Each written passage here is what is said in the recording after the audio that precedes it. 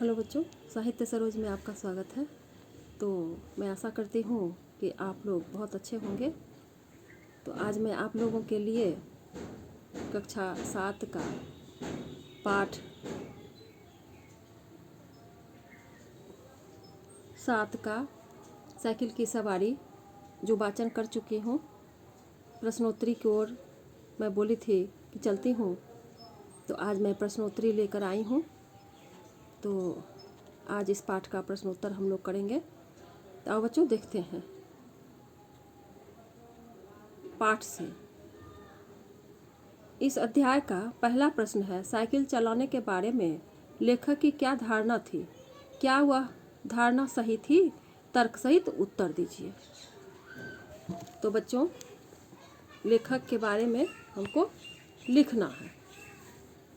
Cycle चलाने के विषय में लेखक की धारणा थी कि साइकिल चलाना एक ऐसा गुण है जिससे समय की बचत होती है, लेकिन लेखक को इस बात का दुख था कि वह इस खूबी से अपरिचित है। इसलिए वह कहता है कि हम ही चलाने नहीं जानते। जमाने में हम ही फिसिड्डी रह गए, जब छोटे छोटे लड़के, मूर्ख और गवार सभी साइकिल चला लेते हैं, तो मैं क्या चीज़ हूँ? किसी काम को सीखने की एक सीमा होती है, एक समय होता है, और वह इस उम्र में भी साइकिल चलाना चाहता है। दूसरा प्रश्न है बच्चों, लेखक ने साइकिल चलाना सीखने के लिए कौन कौन सी तैयारियां की?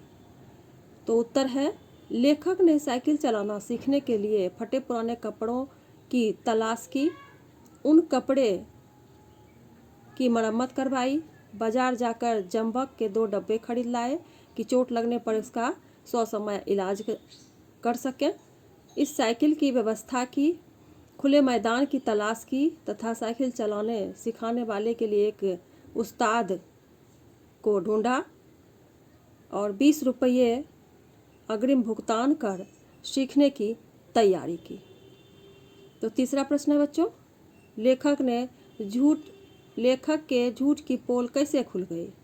लेखक के झूठ की पोल तब खुल गई जब वह एक तांगे के नीचे आ गए और घायल हो गए। उस तांगे पर उनकी पत्नी अपने बच्चों को घुमाने के लिए बाहर ले जा रही थी और उसी तांगे के नीचे लेखक महोदय आ गए। लेखक सारा दोष तिवारी जी को थोप स्वयं को निर्दोष साबित करना चाहते थे, लेकिन पत्नी के उत्तर से निरुत्तर होकर आंखें बंद कर ली, क्योंकि पत्नी के विरोध के बावजूद उन्होंने साइकिल चलाना सीखने की हट की थी। पत्नी का उद्देश्य तो सैर करने के साथ साथ लेखक को साइकिल चलाते हुए देखना भी था। तो बच्चों, अगला प्रश्न है प्रश्न नंबर 4, किसने किससे कहा? क है, कितने दिन में सिखा देगा? तो इसका उत्तर है का यह बात लेखक ने तिवारी जी से कही। ख है, नहीं सिखाया तो फीस लौटा देंगे? तो इसका उत्तर है ख का, यह बात उस्ताद ने लेखक से कही। ग, मुझे तो आशा नहीं कि आपसे यह बेल मत्थे चढ़ सके। तो ग का उत्तर होगा, यह बात लेखक की पत्नी ने लेखक से कही। घ, हम शहर के पास नहीं सीखेंगे, लॉरेंस बाग में जो मैदान है वहाँ सीखेंगे। यह बात लेखक ने उस्ताद से कही। तो बच्चों, अब हम लोग पाठ से आगे चलते हैं। इसका पहला प्रश्न है, बिल्ली के रास्ता काटने एवं बच्चे के छींकने पर लेखक को गुस्सा आया। क्या लेखक का गुस्सा करना उचित है? अपना विचार लिखिए। तो इसका उत्तर लिखना बच्चों, मेरे विचार से लेखक को गुस्सा करना उचित नहीं है। यह एक भ्रामक विचार है, क्योंकि कोई भी घटना पूर्व निश्चित होती है। उन्होंने भगवान का पावन नाम लेकर साइकिल चलाना आरंभ किया था, फिर भी दुर्घटनाग्रस्त हो ही गए। जो व्यक्ति अपनी गलती स्वयं स्वीकार नहीं करता, वही दूसरों को दोषी ठहराता है। इसका हो गया। दूसरा प्रश्न है, किसी काम को संपन्न करने में आपको किससे किस प्रकार की मदद की अपेक्षा रहती है? तो बच्चों, इसका उत्तर है कि जिस प्रकार का काम होता है उसी प्रकार का व्यक्ति हमें ढूंढना पड़ता है। उस आदमी को, जिसको मैं ढूंढ रहा हूँ, उस आदमी को उस विषय की अच्छी जानकारी होनी चाहिए जो कि हमको वो सही तरीके से सिखला सके। तो अब हम लोग व्याकरण की ओर चलते हैं। निम्नलिखित मुहावरों का वाक्य में प्रयोग कीजिए। तो इसका उत्तर है बच्चों, का है मुहावरा मैदान में डटे रहना। इसका उत्तर होगा, अर्थ है मुहावरा का मौजूद रहना। तो इसका वाक्य में हम लोग प्रयोग करेंगे, वीर योद्धा अंतिम क्षण तक युद्ध के मैदान में डटा रहा। ग मैदान मार लेना। मैदान मार लेना एक मुहावरा है, इसका अर्थ होता है सफल होना। तो इसको हम लोग वाक्य में प्रयोग करेंगे, इस बार रामू ने कुश्ती के मैदान में मैदान मार लिया। तो ग है हाथ पांव फूलना। इसका अर्थ होता है भयभीत होना। शेर को देखकर मेरे हाथ पैर फूल गए। घ है दांत पिसना।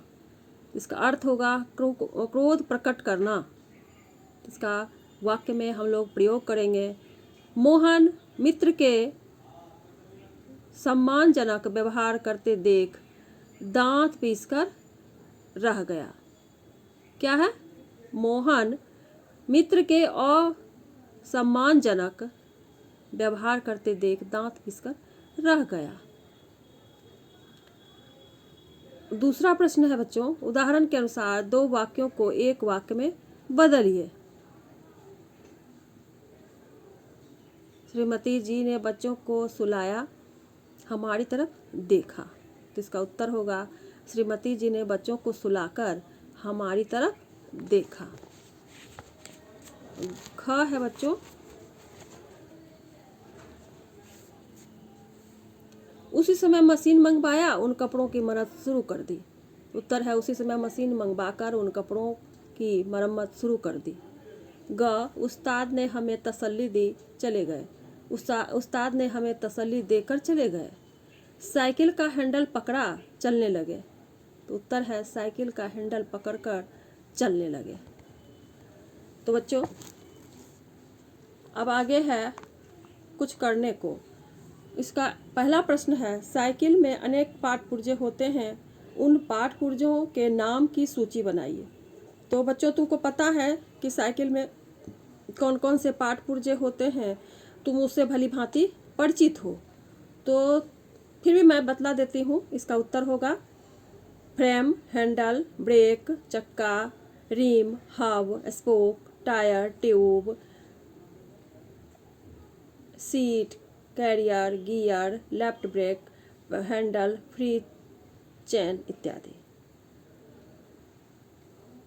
तो बच्चों अब पाठ से महत्वपूर्ण प्रश्न और उसके उत्तर।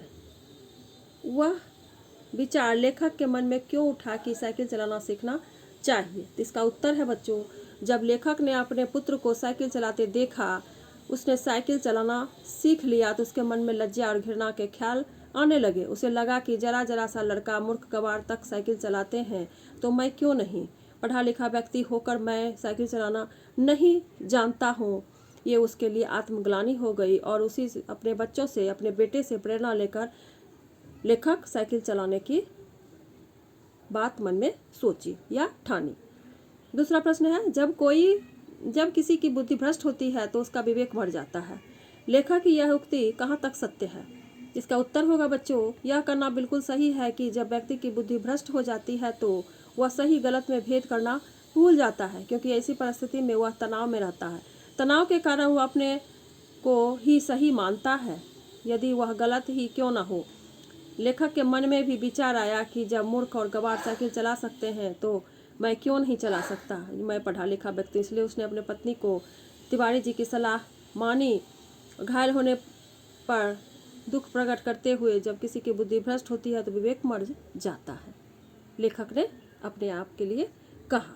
तो आज इतना ही बच्चों, अगली वीडियो में फिर मैं आपसे मिलती हूँ और पाठ 8 को लेकर। तब तक के लिए मैं विदा चाहती हूँ। तो मेरे चैनल को सब्सक्राइब करना और मेरे वीडियो को लाइक करना और शुरू से अंत तक ज़रूर देखना। जय हिंद, जय हिंद।